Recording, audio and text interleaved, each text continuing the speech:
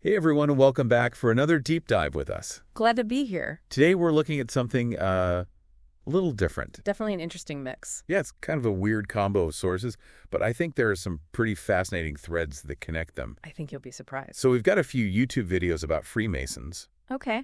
and then also some about like achieving goals and personal growth and things like that. Interesting. So first up we have 33rd degree knowledge. This was taught only to a select few from Quasi Johir's channel. Okay. And then there's also Everything Will Change Once You Learn This. Masonic 33rd Degree Knowledge by Wise Quotes. And then we have Freemasonry and the Knights Templar, A New Order, documentary from Hazards and Catastrophes. Yeah. Freemasonry, The Gateway to Occultism from True Crime Design. Okay. Mysteries of the Freemasons. The Beginning full documentary by Freemasonry Squared. Lots of documentary. Yeah. And then Nazis versus Freemasons, Looting of the Lodges, Free Documentary History on Free Documentary History. Oh. The Secret History of the Freemasons, full documentary from Matt Davis. Okay. Then The Untold Story of the Freemasons in America by Documentary HT Channel. Got it. And last but not least, Victor Ramos, ex-police officer and ex-master Mason, exposes Freemasonry on Days for Truth. That's quite the lineup. Yeah, so we've got this mix of like historical stuff, personal stories, conspiracy theories. Yeah, seeing how those all tie together should be interesting. Exactly. And I think what we'll find is that they're not as unrelated as they seem on the surface. I'm sure there's some interesting connections in there. All right, so let's start with Quasi Johir and his like system for achieving goals. Okay. He calls them the 4 laws of reality creation. Catchy. I know, right? And it really boils down to this idea that you can manifest what you want in life if you align your thoughts, actions, and what he calls spiritual energy. Sounds a little bit like the law of attraction. Kinda, yeah. But he goes a little deeper than that, I think. Okay, I'm intrigued. So the first law is about becoming aware of your thoughts and beliefs and how they're shaping your reality. Makes sense. You can't change something if you're not aware of it. Right. And then the second law is about setting clear intentions for what you want to achieve. Got to have a goal in mind. Exactly. And the third law is all about taking action. Can't just sit around and wait for things to happen? Nope. You got to put in the work. And what's the fourth law? The fourth law is about surrender. Surrender. Yeah, like surrendering to a higher power or to the universe or whatever you believe in. So it's about letting go of control. Right. Trusting that things will work out in the end. That can be a tough one for people. Oh, yeah, totally. But Johir says it's essential for manifestation to actually work. Interesting. And he tells these really great stories to illustrate his points. Like what? Okay, so have you heard the one about the man who was caught in a flood? No, I don't think so. So this guy is like stuck on the roof of his house and the water's rising. Okay. And he's praying to God to save him. Makes sense. So a boat comes by and they're like, hey man, get in, we'll save you. Oh, no. And the guy's like, no, God's going to save me. What? Yeah, so boat leaves. Oh, this isn't going to end well. Then another boat comes by, same thing. The guy's like, nope, God's going to save me. Stubborn guy. I know, right? So eventually the water rises too high and he drowns. Oh, my gosh. Yeah, and when he gets to heaven, he's like, God, why did you save me? And what did God say? It's like, dude, I sent you 2 boats. Oh, wow. That's a powerful message. I know, right? It's like, you can't just sit around and wait for a miracle. You have to take action when opportunities present themselves. Totally. Even if you believe in a higher power, you still have to do your part. Exactly. And Johir's whole system is really about empowering people to take control of their lives and create the reality they want. It's an interesting perspective. And he shares all these stories about his clients who have like used his methods to achieve some pretty amazing things. Like what kind of things? Well, there's this one guy who was a YouTuber, and he was really struggling to grow his channel. It's a tough business. Yeah. And he started using Johir's techniques, and within a year, he hit 1 million subscribers. No way. Yeah, and then there's this other guy who was a chiropractor, and he was like barely making ends meet.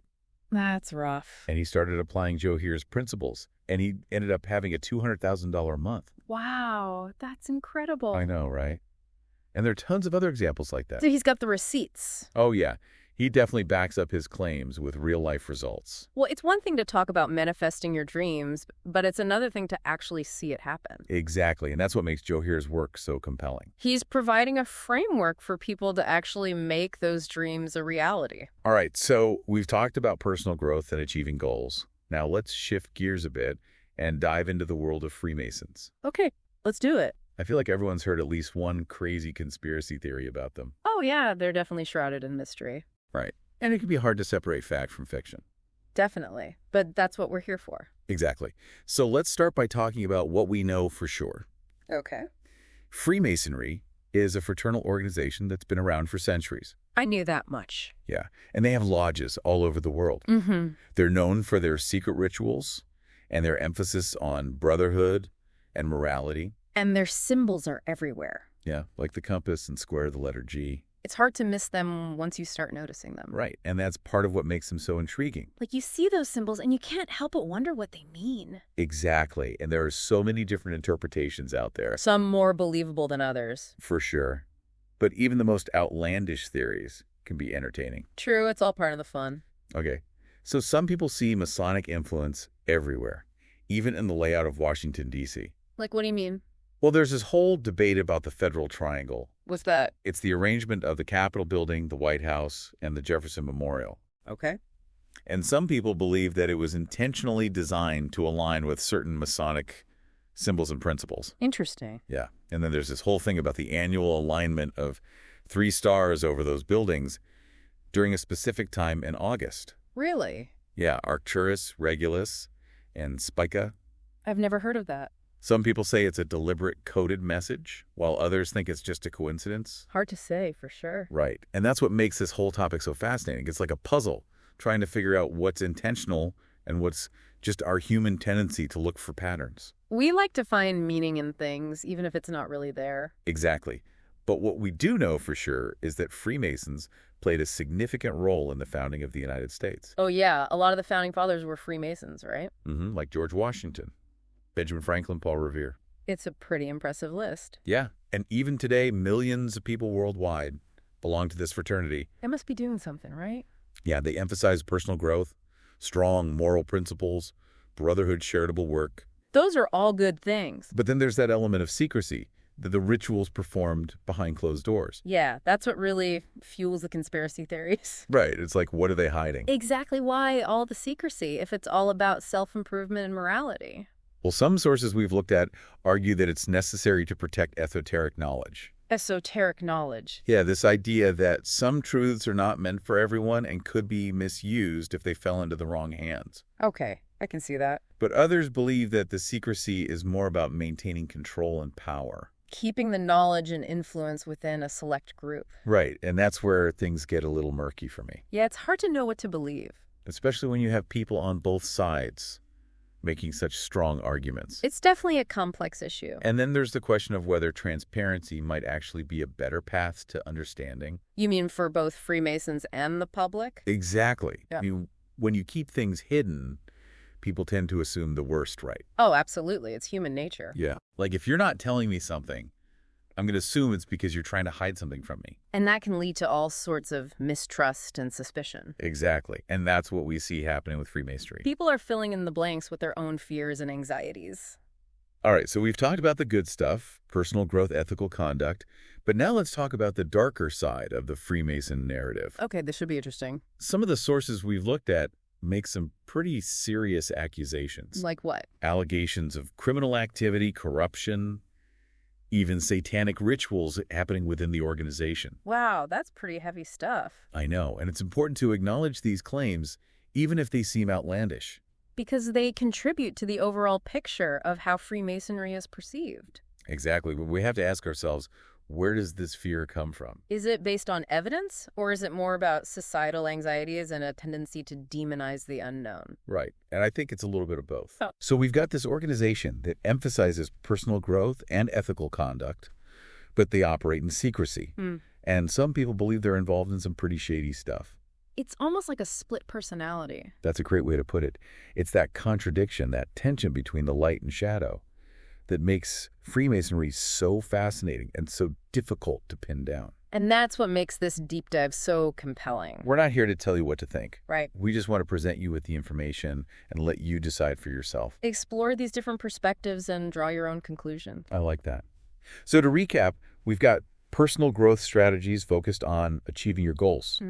And this mysterious organization with a complex history and some potentially troubling aspects. Right. And somewhere in between, there's this question of secrecy power and the human desire to understand the unknown. It's a lot to unpack. It is, but I think it's worth it. I agree. So in the next part of our deep dive, we're going to explore Freemason rituals in more detail. And we'll examine how their insistence on secrecy has shaped public perception, both historically and today. Sounds good. I'm ready for part 2. All right, let's take a break and we'll be right back. Okay, so let's dive deeper into those Freemason rituals we were talking about. Yeah, because on one hand, they say they're all about self-improvement, making good men better. Right. Noble goals. But then you hear about these rituals with like blindfolds and secret oaths, and it's kind of creepy. Yeah, I can see why some people might jump to conclusions. I mean, there are even stories about mock executions.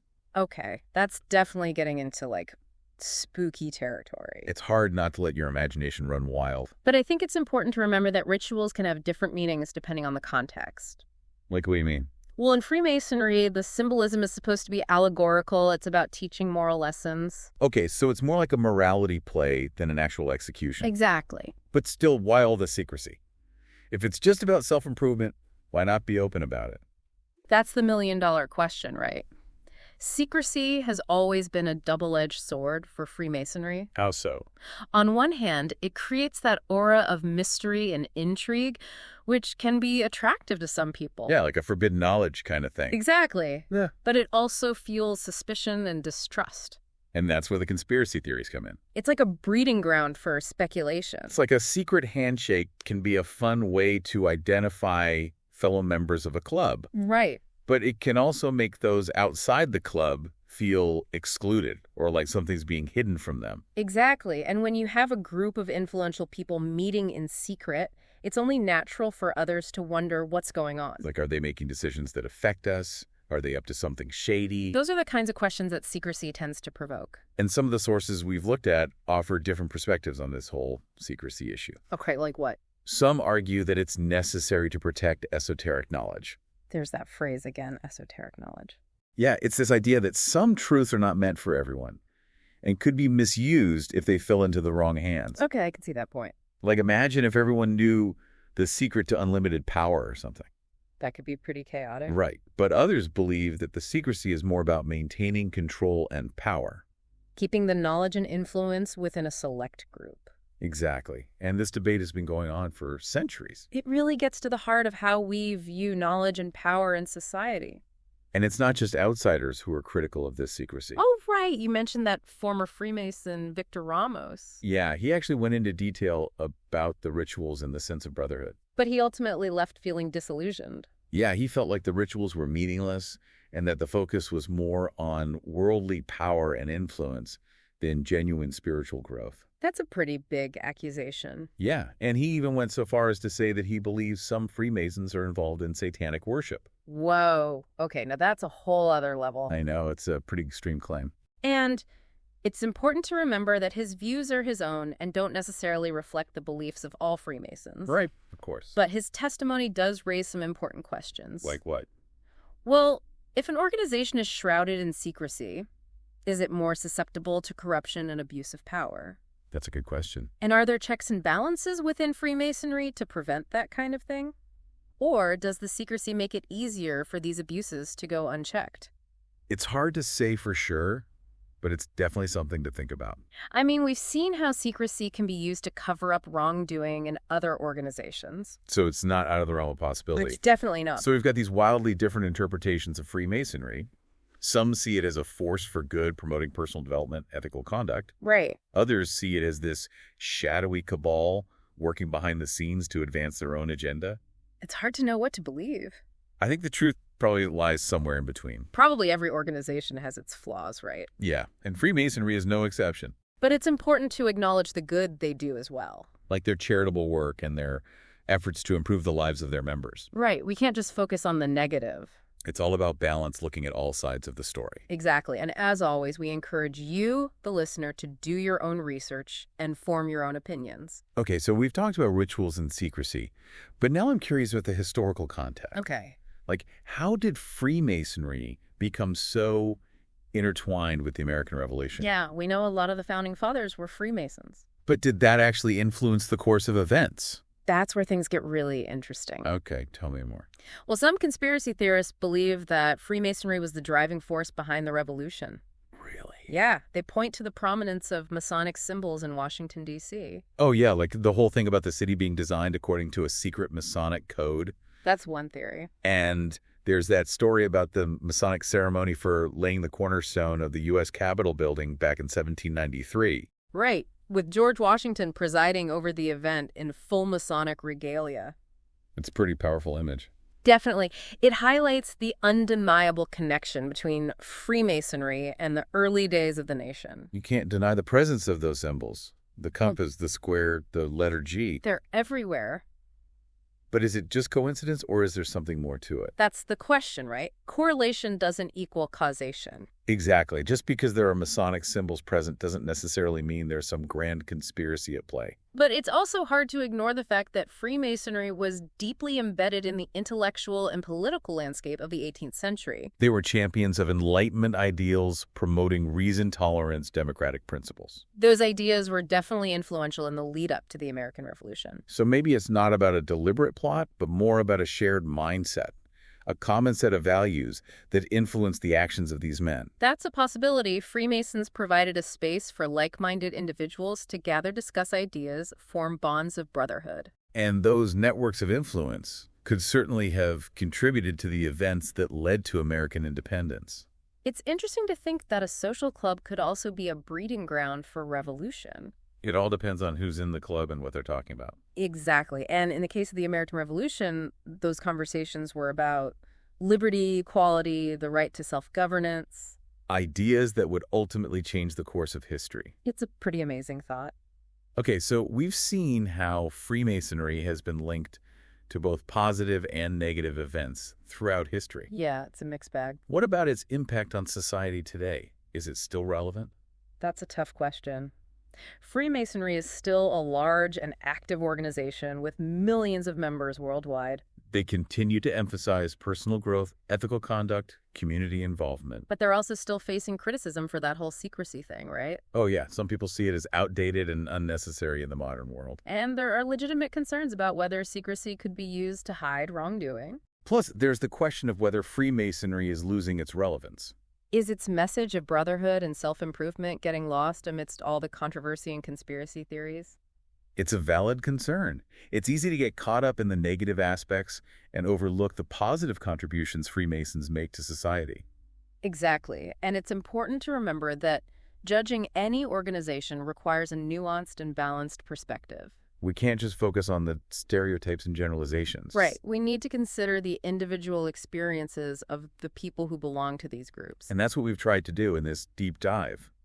We presented a range of perspectives, from historical analyses to personal testimonies. Now it's your turn to weigh the evidence and draw your own conclusions. But there's one more piece of the puzzle we need to explore: the alleged connection between Freemasons and the legendary Knights Templar. Oh, yeah, that's a good one. Some believe that the Freemasons are the direct descendants of this medieval order, carrying on their secret traditions and knowledge. It's a fascinating theory, but is there any truth to it? We'll explore that and more in the final part of our deep dive into the world of Freemasonry. Okay, so we're back and ready to tackle the last piece of this Freemason puzzle. The Knights Templar connection. Yeah, it's like the holy grail of Freemason mysteries. It definitely captures the imagination. So for anyone who needs a refresher, the Knights Templar were this medieval order of warrior monks. Fought in the Crusades, amassed a ton of wealth. And then, boom, accused of heresy and wiped out by the King of France. Yeah, their downfall is shrouded in mystery. Makes you wonder what really happened. Some believe they uncovered hidden truths or sacred relics during their time in the Holy Land. Okay, so they had this secret knowledge that was maybe too dangerous for the powers that be. And rather than being completely destroyed, they went underground. Passing their secrets down through generations, eventually leading to the emergence of the Freemasons. It's a popular theory. So are the Freemasons basically like the modern-day Knights Templar? Well, that's what some people believe. But is there any actual evidence to support that? Honestly, the direct link between the two is pretty weak. Okay, so maybe not a direct lineage, but could there be some indirect influence? Possibly, some sources suggest that the Templars might have influenced other secret societies like the Rosicrucians. Those were the guys all about alchemy and mysticism, right? Yeah, and they were supposedly big on esoteric knowledge, That's like this whole web of interconnected secret groups. each with their own piece of the puzzle. And then there are claims that certain Templar symbols, like the skull and crossbones, have popped up in modern organizations. Like Yale's Skull and Bones Society. Okay, that one might be a bit of a stretch. It's definitely more on the speculative side. But it's interesting how all of this stuff weaves together history, symbolism, conspiracy theories, Speaks to our desire to find hidden connections and meaning. especially when it comes to powerful groups and secret knowledge. We love a good mystery. But sometimes the truth is simpler than the myth. While the Templars and Freemasons might share some thematic similarities, they're ultimately distinct organizations with their own unique histories and purposes. It's important to remember that. So I think this whole deep dive has been really revealing. Definitely lots to think about, Like first, it highlights the importance of critical thinking. especially when it comes to history and secret societies. Yeah, don't just accept everything you read or hear at face value. Question your sources, consider multiple perspectives. And be open to changing your mind as you learn more. Absolutely. Second, I think it shows how our fascination with mystery and conspiracy can sometimes overshadow the more practical realities of these organizations. Yeah, it's easy to get caught up in the drama of secret rituals and hidden agendas. But with Freemasonry, it's crucial to remember their core focus: personal growth, ethical behavior, Yeah. making a positive contribution to society. Right, those are the things that really matter. And finally, it reminds us that history is not a static thing, It's a constantly evolving narrative. shaped by new discoveries, interpretations, perspectives. So we should never stop learning and questioning. Exactly. And as we continue to learn about the past, we gain a deeper understanding of ourselves and the world we live in. Well said. So as we wrap up our exploration of the world of Freemasonry, remember, keep exploring, keep questioning, and keep an open mind. And thanks for joining us on this deep dive. Until next time, stay curious.